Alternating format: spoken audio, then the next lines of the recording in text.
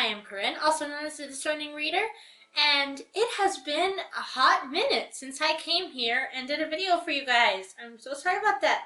I'm coming at you with a book tag.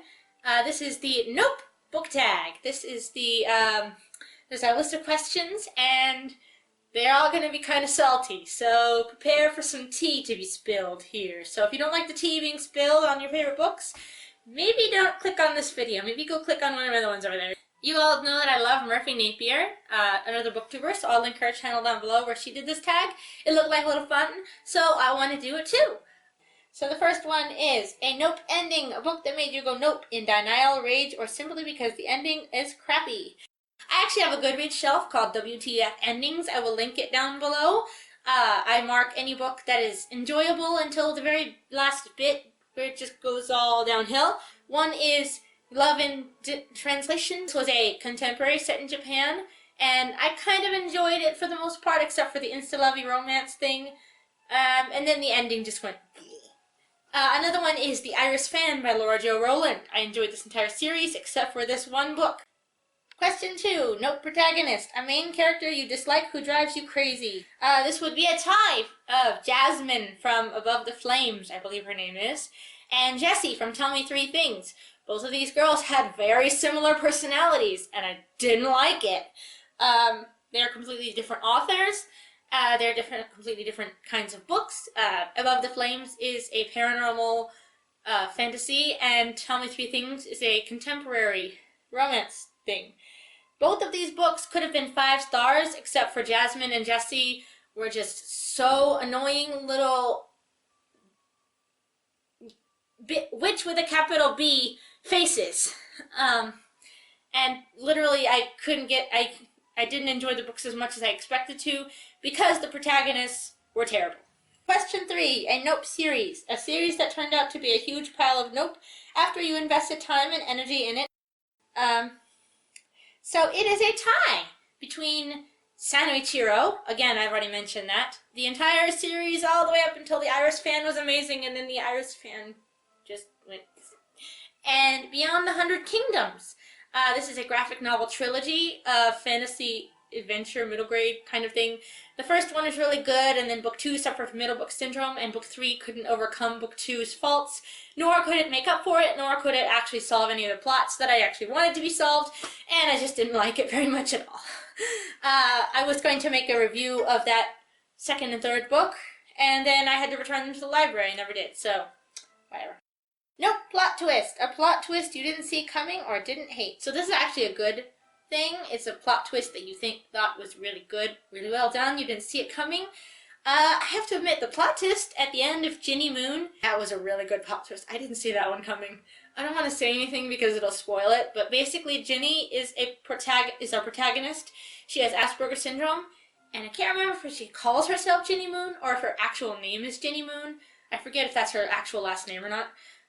She's in foster care, and her birth mother was like abusive and stuff, that everybody else thinks that she was abusive, and Ginny's like, we have to go rescue my baby, and everyone thinks she's talking about a baby like doll, like a toy thing, but she's like, no, my baby doll was real, and they're like, no, you're lying, and then there's a whole plot twist about that, and it was so interesting. I didn't see it coming, but when it did come, I was so happy. The Nope decision, a character's decision that made you shake your head in disapproval. Hello, we do not like him. Tobias deciding to enter the tournament in the Savior's Champion. Hello, Tobias, we do not like you doing that. I really couldn't understand him. The entire rest of the book, I couldn't get into it because Tobias kept saying he didn't want to enter the tournament. He was like, I'm not going to enter the tournament. I refuse to enter the tournament. I will not enter the tournament. And the entire premise of the book relies on him entering the tournament even though he doesn't want to. So there could have been a lot of ways that could have gone with that. For example, he could have been scouted by the tournament people who are like, the princess wants you because you are handsome, or he could have been actually seriously convinced by other people to do it. It was implied that this tournament had a lot of money and his family would get a lot of money by him doing it, but that wasn't really properly explained. Especially not in the first chapter, where he actually decides, you have one sentence that's like, I'm not going to enter the tournament. Then he's like, maybe I should enter the tournament. okay, I'll enter the tournament. He just did a complete 180. Hello, Tobias, we don't like you. It's a nope genre, a genre you'll never reach for. Off the top of my head, erotica. And I'm kind of a prude, and I'm like, oh, I don't like sex scenes in books. So I will never actively reach for an erotica book. Nope, book format. Book formatting that you hate and avoid buying as much as possible. This is going to sound really, really salty. It's a really unpopular opinion because I literally only met one other person who actively doesn't reach for this book format, and that's audiobooks. Don't hate me, I swear. Let me explain. If you are a fan of audiobooks, if audiobooks work for you, awesome, great, go listen to all the audiobooks. When I publish a book, I will make sure there's an audiobook format as well to entertain you folk out there who like audiobooks. But for me, I'm a visual person. I need to see things in order to process them correctly. So audiobooks just don't work for me. If I'm just listening but not looking at anything to like focus on, then I'm just like looking at everything like, oh my god, over there. So I need something visual to focus on, which is why audiobooks don't work for me. And I have tried like listening to the audiobook and having the physical book in front of me and like reading along with the audiobook. That doesn't work either. I read way too fast for the audiobooks to keep up with me. Nope, trope. A trope that makes you go nope or that you won't read. I am planning a whole video about tropes that I hate and tropes that I like. One trope that I think deserves to be talked about here is insta-love. One example I have in particular is American Panda by Gloria Chow. This book was adorable and I loved it. It was so much fun to read. I got through it in one sitting. It was so cute, but it was so insta-lovey. Oh, because it was so insta-lovey, I couldn't rate it 5 stars. I was so pissed off by the fact that May just looked at Darren, decided he was cute, and then decided that she was going to be his wife and have his babies in the future.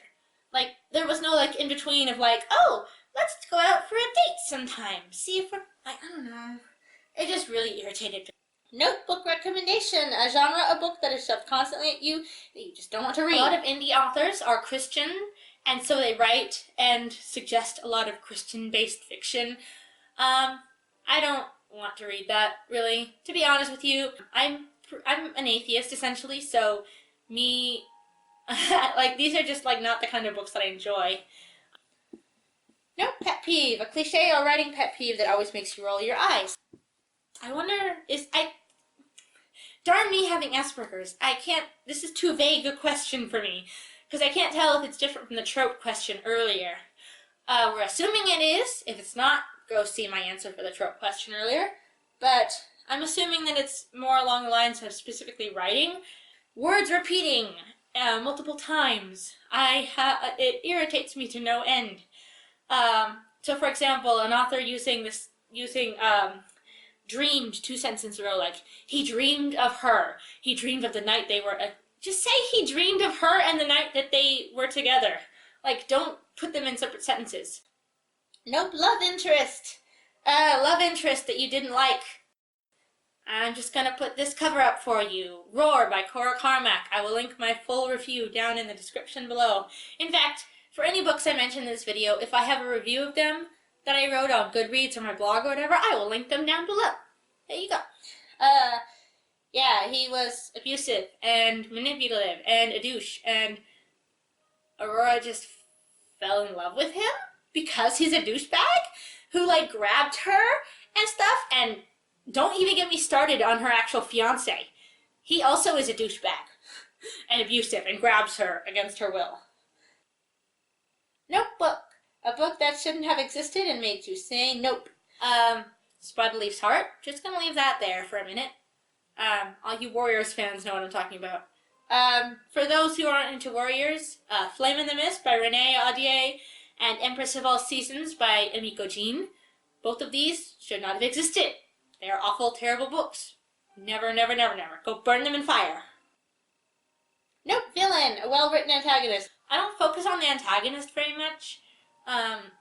Other answers to this question I've seen, like Dolores Umbridge from Harry Potter. What else was there?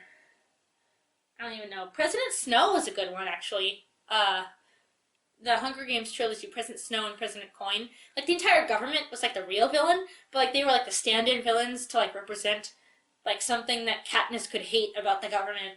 It was really interesting.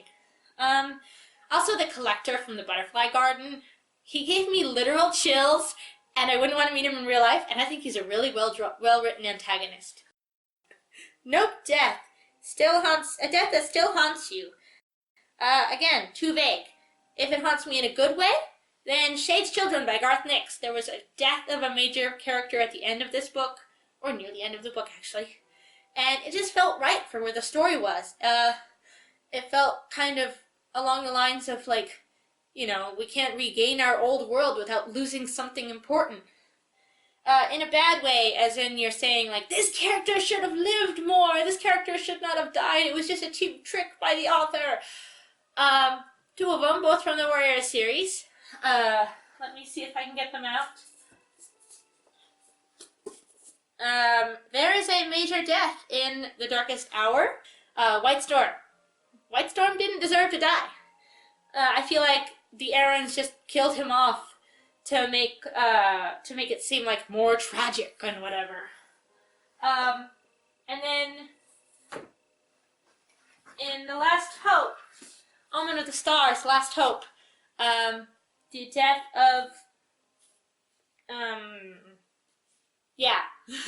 We all know what death happened in this one that shouldn't have happened. Like, I agree, this character has been like, we needed to do something to get rid of him, but killing him off in the way that happened in this book, like, there must have been another way to get rid of him. Like, maybe just make him an elder and make him senile. Last one, a Nope author had a bad experience reading and now just want to quit this author entirely. I didn't really have an answer for this question. I went to my Goodreads and I was like, I don't think I have any authors that fit this question, because usually if I don't like one book by an author, I will not actively go seek out another book by that author. You know, the only time I'll read multiple books by the same author or look up an author's backlist and whatever is if I actually enjoyed the book that they wrote that I first encountered. So, but apparently I read two of Suzanne Kamada's books, independent of each other, never realized it. So I read Losing Kay and also The Gadget Girl. Both of them were contemporary set in Japan, and I just couldn't do it. Losing Kay, I will link my review down below. It was oh my god. Ugh, I hated that book.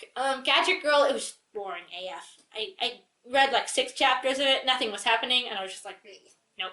So I think just Suzanne Kamada and I don't really get along very well. Alright, that was the notebook tag. Thank you very much for watching.